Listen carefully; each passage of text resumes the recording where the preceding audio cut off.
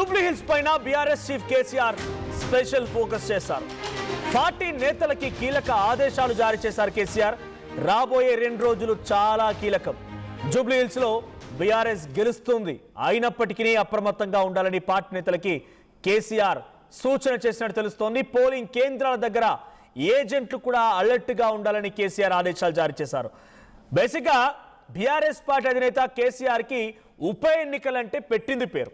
ఆయన పార్టీ ఆరంభం నుంచి మొదలుకుంటే ఈ రోజు వరకు కూడా ఉప ఎన్నికలకు సంబంధించి ఆయన చాలా డేరింగ్ ఫీట్ చేయగలుగుతారు. 2004లో 2008లో ఏ రకమైన ఉప ఎన్నికలు వచ్చా ఆయన సైతం కొన్ని సందర్భాల్లో రాజీనామా చేసి మళ్ళీ ఉప ఎన్నికలకు ఎలా వెళ్ళారో మనం చూసాం. సో ఉప ఎన్నికల్లో బీఆర్ఎస్ పార్టీ ఎటువంటి స్ట్రాటజీ వర్కౌట్ చేస్తుందో అది ప్రభుత్వంలో ఉన్నా లేకపోయినా అటువంటి స్ట్రాటజీనే మళ్ళీ జూబ్లీ హిల్స్లో కూడా ఇంప్లిమెంట్ చేసింది. కానీ జూబ్లీ హిల్స్ కంటోన్మెంట్ 2 ఉప ఎన్నికల్లో కూడా కేసీఆర్ లేకుండా జరుగుతున్నాయి. కేసీఆర్ చాలా దిట్ట. మరి కేసీఆర్ చెప్పేటువంటి మాటల్ని తూచా తప్పకుండా పాటించడంలో నిజంగానే కంటోన్మెంట్లో పాటిస్తే మరి అక్కడ ఫెయిల్ అయిపోయారు. ఇప్పుడు జూబ్లీ హిల్స్ సందర్భంలో కేసీఆర్ చెప్పేటువంటి సూచనలు ఆయన యొక్క ఆలోచనలు తూచ తప్పకుండా పాటించినా కూడా ఇక్కడ ఎటువంటి సిచ్యువేషన్ ఉంటుందని చూడాలి. సో కేసీఆర్ డైరెక్ట్గా వచ్చాడంటే ఆయన ఈజీ స్ట్రాంగ్.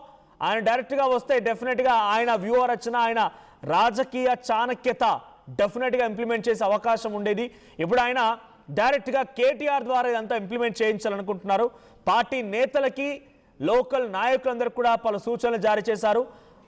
ఏజెంట్లకు కూడా పోలింగ్ కేంద్రాల దగ్గర ఏజెంట్లు కూడా అలర్ట్గా ఉండాలని ఆదేశాలు జారీ చేశారు. ఆయన అప్రమత్తంగా ఉండాలని, పార్టీ గెలవబోతుంది అయినప్పటికీ మనం కొంత కాన్ఫిడెంట్గా ఉండాలి. జూబ్లీ హిల్స్లో మనం అప్రమత్తంగా అలర్ట్గా ఉండిపోయి మన ఓటర్స్ని తప్పకుండా పోలింగ్ బూత్ వరకు తీసుకువెళ్ళి ఓటింగ్ వేసేంత వరకు కూడా మనం చాలా డెఫినెట్గా అలర్ట్గా ఉండాలి. మనం ఎప్పటికప్పుడు అప్రమత్తంతో ముందుకు వెళ్ళాలని చెప్పి కేసీఆర్ చెప్పారంట.